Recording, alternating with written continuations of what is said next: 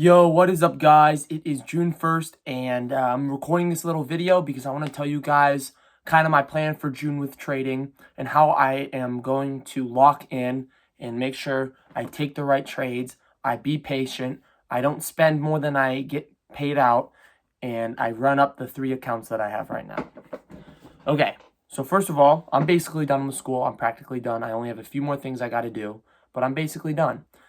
And right, last month I got paid out $3,500, which is pretty nice, but I spent $4,200. And I was posting on my TikTok, and I got a comment that made me realize, like, oh shit, that's right. Someone was like, dude, how the heck are you spending that much money on challenges and you're only getting paid out that much? Like, there should be something wrong. Like, that's not trading, bro. You're just kind of gambling. And I realized that, and I was like, you know what? That's true. Maybe I should take a step back. And I was going to do that anyways. But this comment, I was like, oh, shit, maybe I'm not trading the right way. $4,000 on evaluations is a lot of money. I'm not going to lie. So right now, unfortunately, I followed my rules yesterday. I took a trade in Asian session. I saw a nice little setup, and then I shorted, and I got stopped out.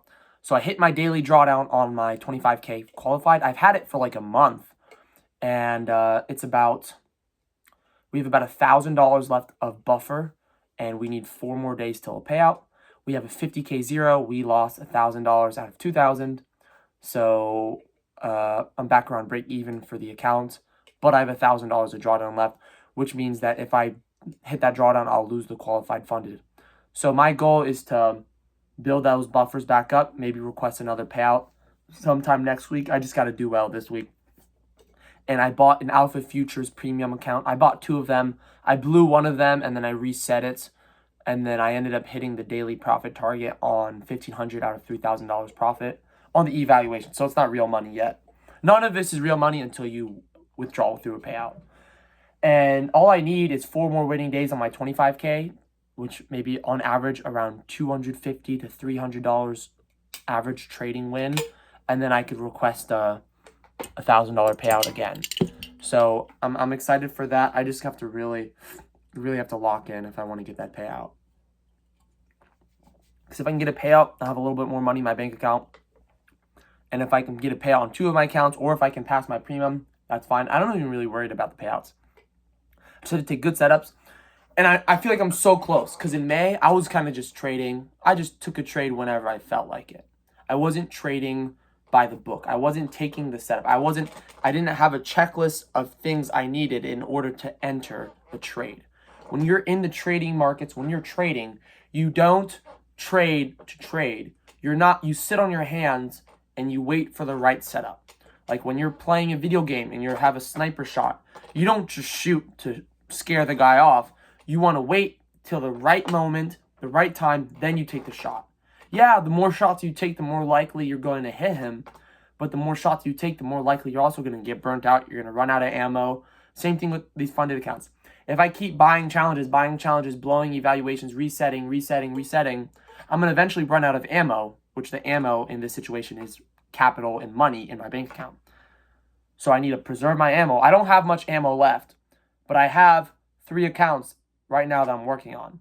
So if I can take good setups, my kind of criteria to enter, let's say we're trading in the New York session. Let me just give you a little example on how something I would take a trade on. Let's say we get some volume and we enter a level of liquidity or a premium discounted price, or a price high up where I can sell and buy at a lower price. I will take, let's say we're in a 15-minute fair value gap, 5-minute fair value gap, or we sweep a level of liquidity that, has a lot of resting orders below it. Then let's say we react well and we start reversing, or we start trading outside of the bullish fair value gap. Let's say we see an inversion fair value gap on the lower time frame. That'll confirm that the bullish fair value gap is being confirmed, and it'll disconfirm and it'll disrespect that fair value gap from the other side, which means that we will go in the opposite direction and continue to deliver higher or deliver lower. So that's kind of like, there's a YouTuber guy, kind of like ICT, PB trading. That's kind of the model he trades. I kind of took a setup today like that. I was longing, and if I just held my long, I would have passed my first account or passed my first like daily evaluation, like the daily profit, half 1,500 profit. But I just got stopped out because I moved my stop to break even. But I ended up taking a trade, and it hit a 15-minute fair value. It inversed the 5-minute fair value gap to the bullish upside, and then we ended up going up. And the draw on liquidity was a 1-hour fair value gap. I know a lot of this doesn't really make sense. I'm kind of recording this for myself. But I really got to lock in, dude. And I feel bad for my buddy, bro. Because he just got a payout last week, and he bought 5 Tradeify 50Ks, not 25K. So he spent like $500 on evaluation fees, and he blew all of them today. And I did that like a few weeks ago with Tradeify too, and it sucks because that's half of his payout gone. There's no way he can recover the account. He has like $2 of drawdown. Like, there's nothing he can do about that. And him and I are both pretty good traders. We know how the market goes. We know why it does the things that it does. But I think both of us have an issue on patience because we're trying to trade, and we're not sitting on our hands. We're not waiting for the right setups. At least me. I'm not going to lie, he's been trading less than me, and I feel like he's more of a disciplined trader than I am, to be quite frankly honest. I think he's more disciplined than I am. But I also believe that I have the capabilities to become a disciplined trader because I am. Today I was pretty good. I was pretty disciplined. And I'm limiting myself that the accounts that I bought, I'm not going to buy any more challenges, no more sizing up my allocation until I get a payout and until I get more ammo in my bank account. Also, what I want to do is I have a little setup right here. This is my brother's PC, right? I want to kind of clean it up. It's kind of messy. I want to clean it up, and then I'm going to attach my MacBook to it and then trade off that in the morning. Because I was trading on my bed at 9 o'clock this morning. I woke up and I was like, oh shit, let me just take a trade. That's not how a profitable trader does it. And also, we're gonna take good setups only. I'm not gonna limit myself to one trade a day, trades a day, right? Maybe I'm gonna limit myself to, let's say you get your $200, $300 winning day on your funded accounts. Don't trade for the rest of the day on it, because it's better to get that winning day and hop off instead of risk for more. And also, I have consistency rules. On my Alpha Premium, let's say I pass that sometime this week or next week, and then I take a good trade and I see a better setup, I can trade again to build up that buffer from the trailing drawdown, because there isn't a daily loss limit and there isn't a consistency rule. So if you could build a nice fat buffer, you could just farm those winning days for a payout. But I did that last time. I got a 10K buffer, and then I blew my account because I was over trading. So I need to lock my account when I'm in some profit. Don't even worry. Just take those setups, get in and get out, and be done for the day. And yeah, so we should have like $600 coming in the mail next week for my Five Guys job. I'll get about maybe $700. No, I'll get maybe around $650 from working. 700. And then I'm gonna deposit another $120 in my bank account right now. I'll get $80 next week. So this time next week, I'll have maybe a little bit over. I'm trying to think. This time next week, I'll have about an extra $800 in my bank. So I'll be back around $1,000 in my account. I know I don't have that much money. I'm sorry that I've been spending too much. And my main goal, dude, for this month, I'm going to California in the end of the month. I'm going to visit my cousin, and he's like super successful. He has his own business. His wife doesn't have to work, and he makes a decent amount of money for himself.